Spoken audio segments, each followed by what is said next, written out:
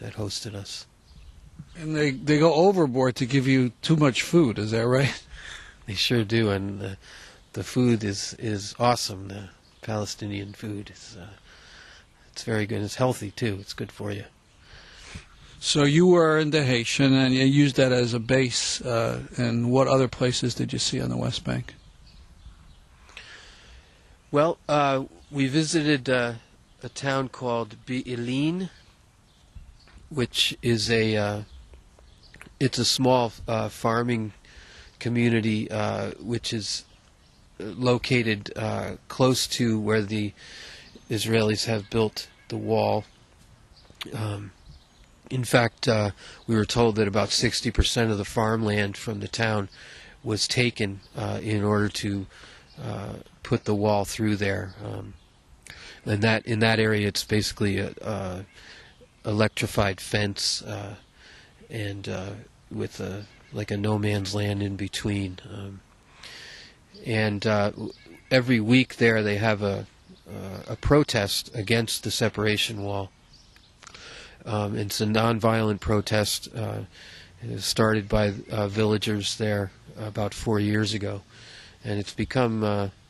It went from something very small and local to really an international gathering. When we were there were people from 6 different countries were there, along with the people of Be'ilin, protesting this apartheid wall. Typically, the Israeli soldiers on the other side of the fence launch hundreds of canisters of tear gas at the protesters as soon as they appear over the hill on the way to the fence. We've been talking about Be'ilin on the show because this is where Tristan Anderson was shot, and to this day he's in a coma. And Bassem Abu Ramleh, I believe that's how his name is pronounced, he was murdered there by the Israelis, same village. So describe the demonstration, how many people were in it, and what happened. There were probably about 200 people in the demonstration.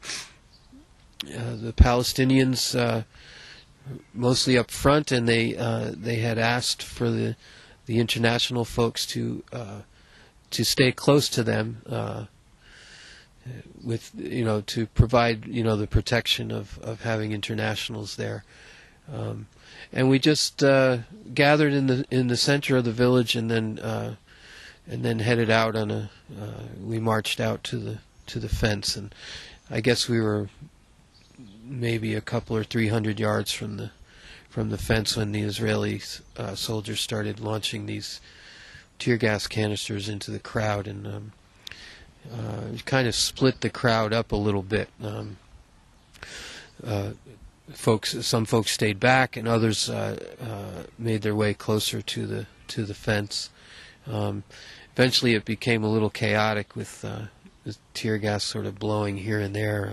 What's it like, tear gas? Well, I had never experienced it before, but it can really be incapacitating. We were told to cover up and breathe through our noses, and there was an ambulance there that they anticipate injuries, so they were handing out slices of onion and also alcohol pads to use to help with breathing, actually.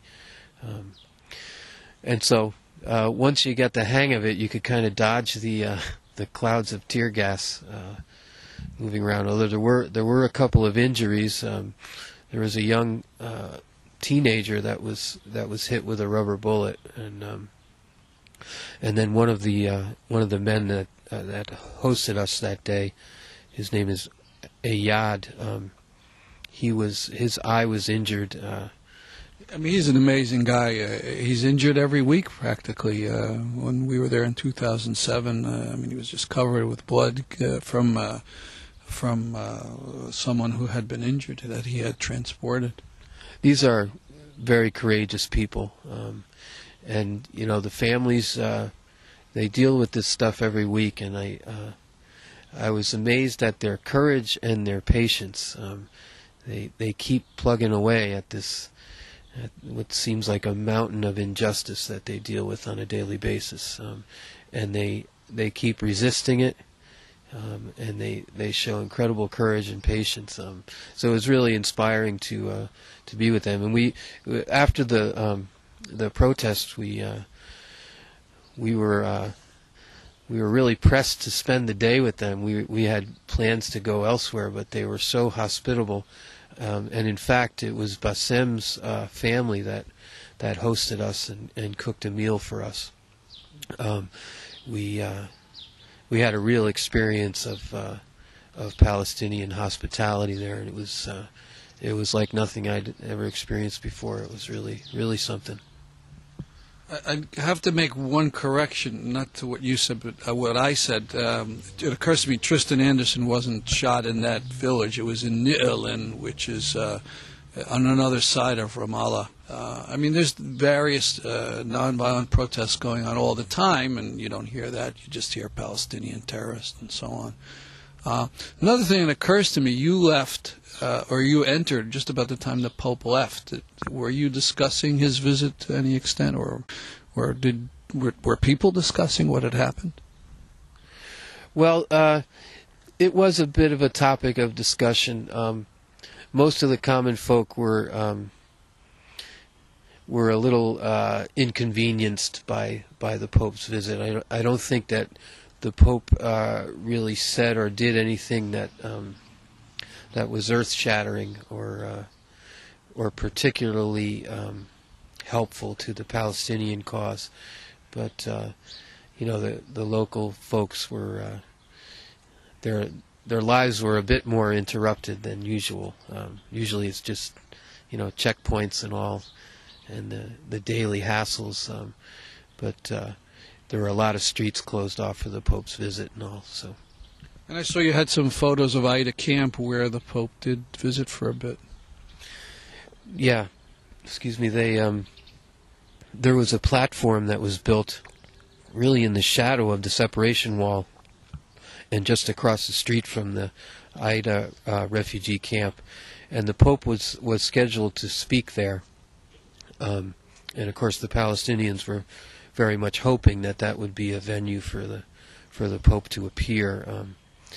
And at the 11th hour, as I understand it, the Israeli government nixed that, and they wouldn't allow the Pope to go there.